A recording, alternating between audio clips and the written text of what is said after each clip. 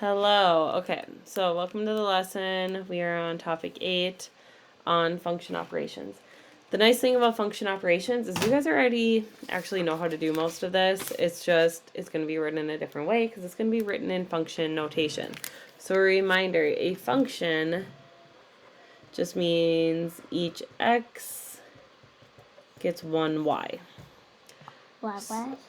So when you have a function, it just means it's a normal type of equation. A couple of reminders about what function notation is. Whatever's in the parentheses here, that is your variable that's being used, or the input.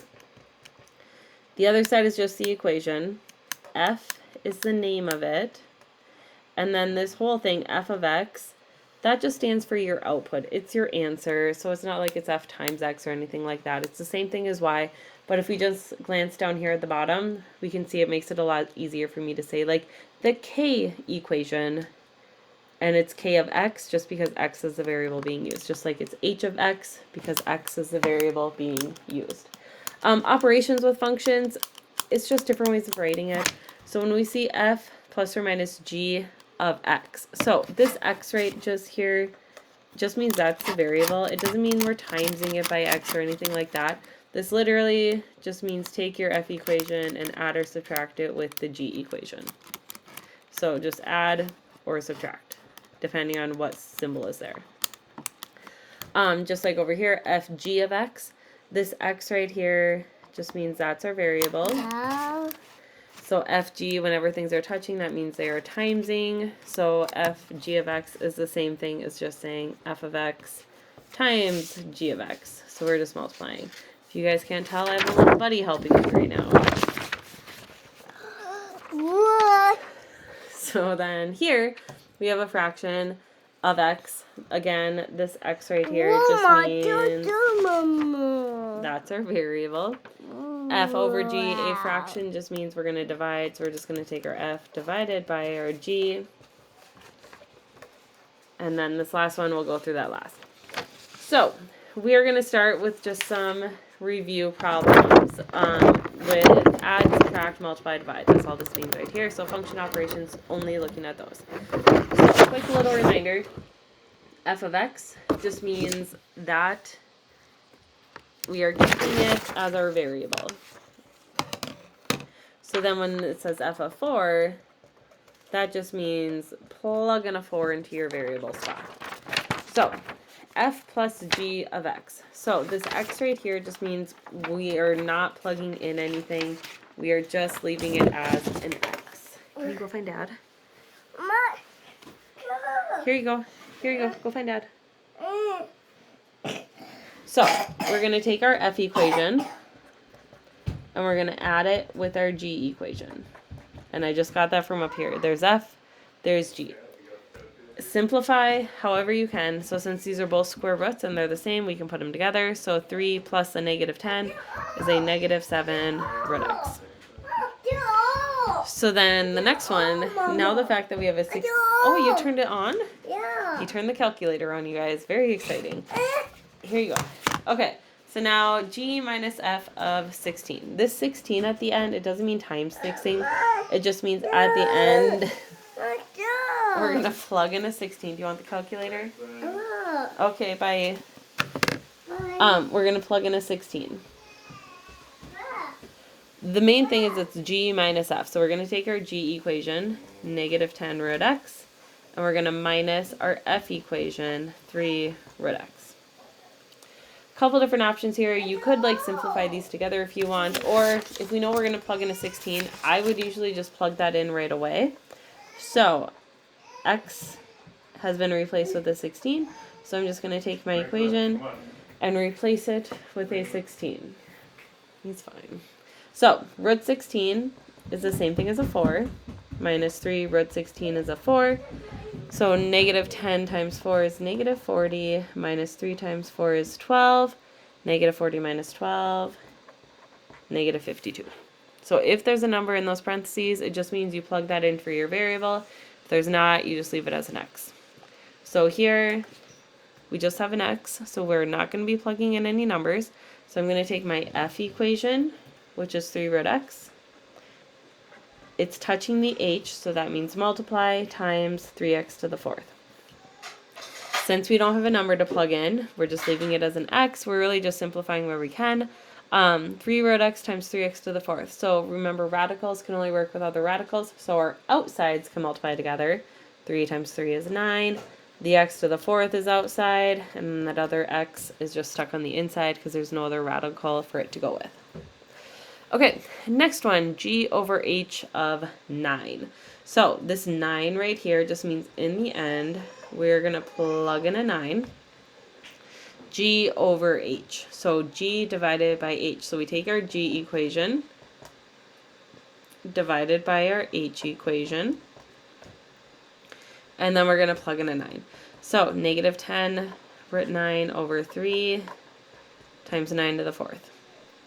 So we know that the square root of 9 is a 3. And then on the bottom, 9 to the fourth is 6,561. So, you can always like simplify things if you want. If you don't see it, you can just multiply together. We have a negative 30 on top. If you multiply those two bottom numbers, you get 19,683. And then you want to reduce your fraction.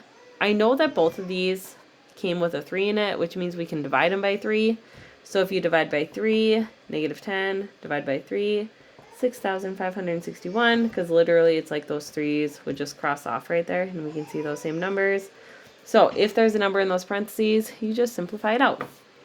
Okay, next we have hk. So since the h and the k are touching, that means multiply.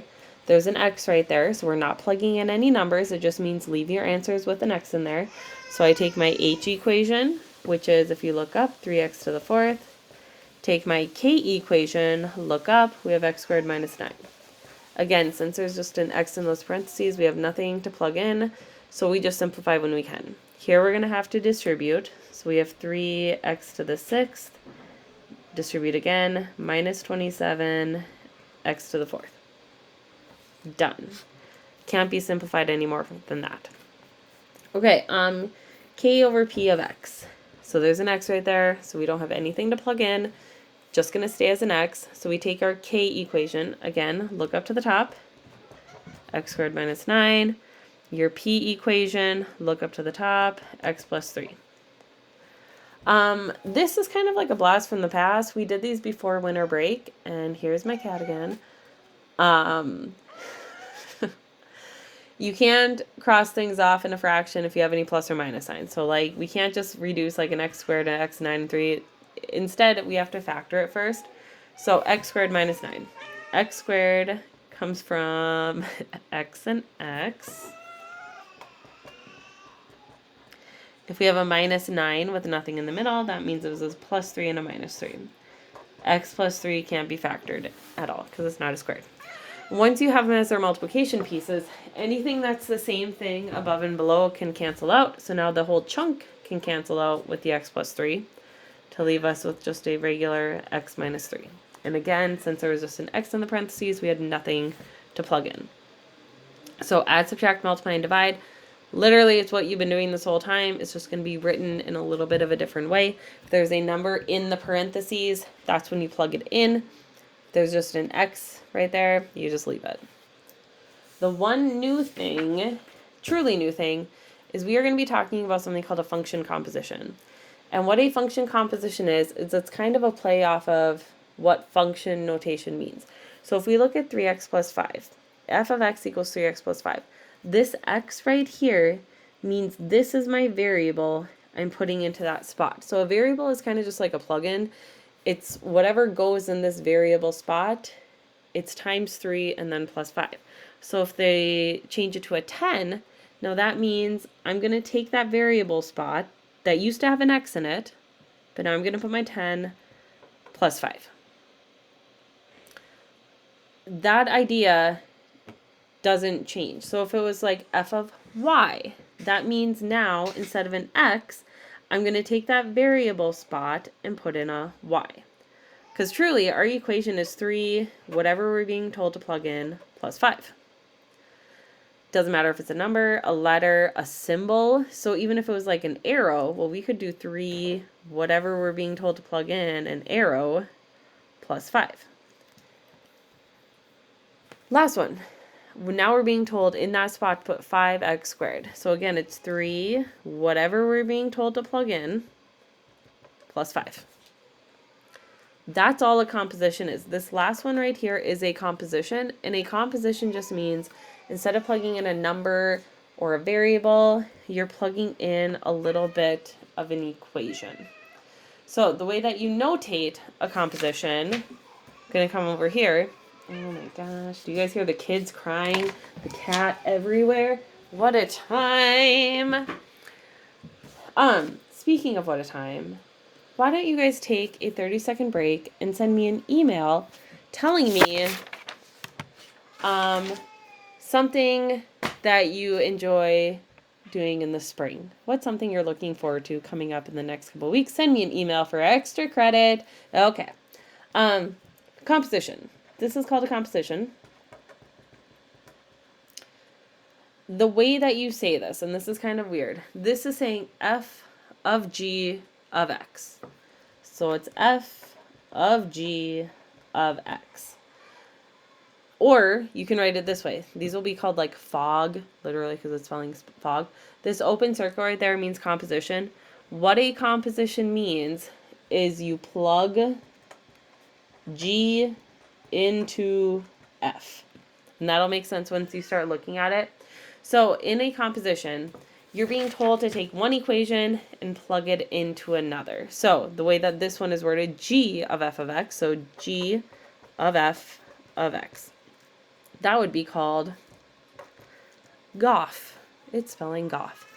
A composition just means you are taking your first equation. So your first equation is the one given to you first. I'm going to put this right here. First equation is the skeleton. So in this case, G is the skeleton equation, and then you plug in second equation. And again, once you guys see some examples of this, you'll be like, oh, that makes sense. So let's jump into the examples. So first one, G of f of x. Same idea with the composition right here. X just means that's our variable. So G is the first equation that we're given. So we start by writing G. And if we look up here, G is saying negative x plus 3. So that literally means negative whatever we're being told to plug in plus 3. That is our skeleton. So we take our first equation and we write it, but instead of our x, because x just means what are you plugging in, put a set of parentheses. Whatever's on the inside, that gets plugged in. So if it's inside the parentheses, you plug it in. So this is saying whatever you have there, put an f. F equals 7x squared. That's it. If you left it right here, I'd be happy as can be. Simplifying it, it is just negative 7x squared plus 3. So a composition just means you start with one equation and then you plug in another equation. Now looking at number 2. So now it's saying f of g of 1. So this 1 right here means we're going to plug in a 1 at the end, just like we did on the other side of this page.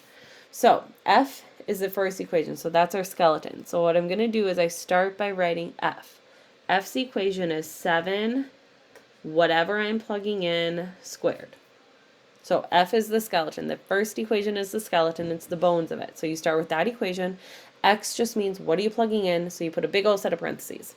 Now, whatever's on the inside, G, that goes into the spot. So G is negative x plus 3.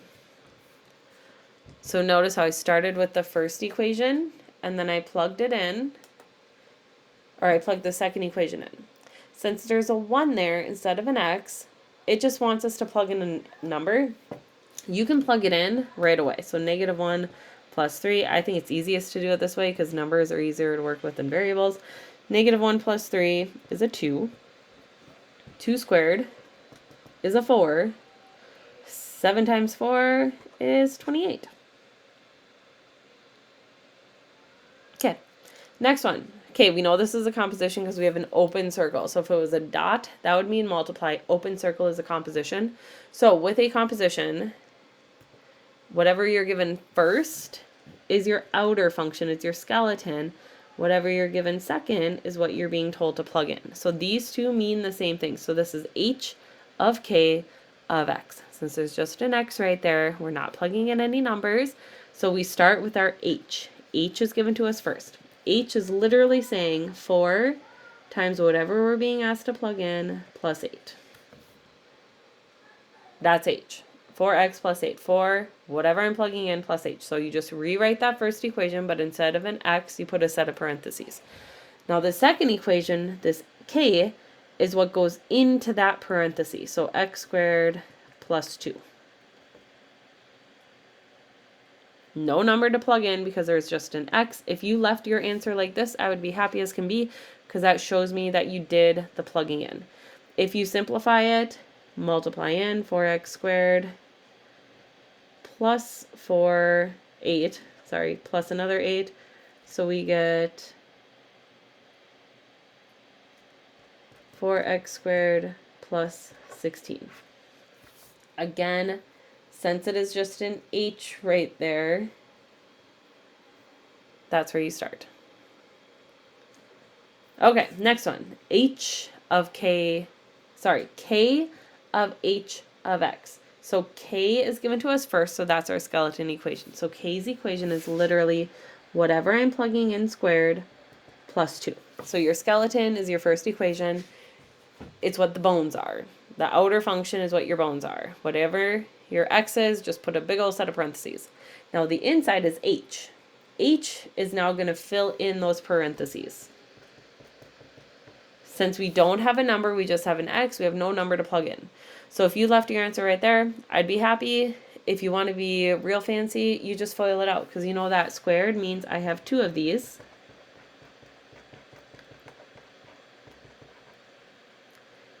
And then multiply, you get 16x squared plus 32x plus another 32x plus 64, and then we solve that other plus 2. Combining like terms, 16x squared, we have 64x's in the middle, plus 66.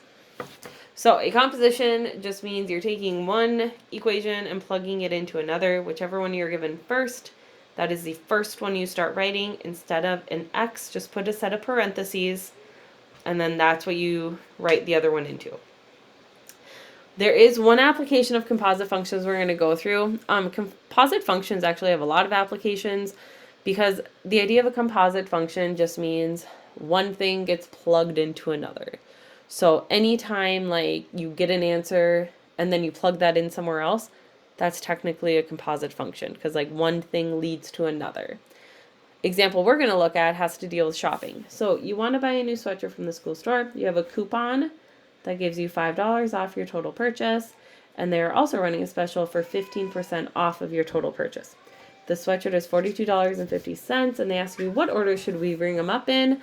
What order will save you the most amount of money? So you go up there and they're like, oh, do you want us to use the coupon first or do the 15% off first?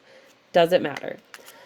First, we want to start by writing equations. So the idea of an equation is you have to use a variable. So we want to write a general equation so that if my total is $42.50 and my friend behind me, their total is $37, we can use the same setup, the same equation to figure it out. So your coupon equation, I'm going to call it C. X, just because that's the variable I'm going to use, is always going to take $5 off of your total. So regardless of what our total is, it's going to take away $5. The discount equation, we'll call that one D.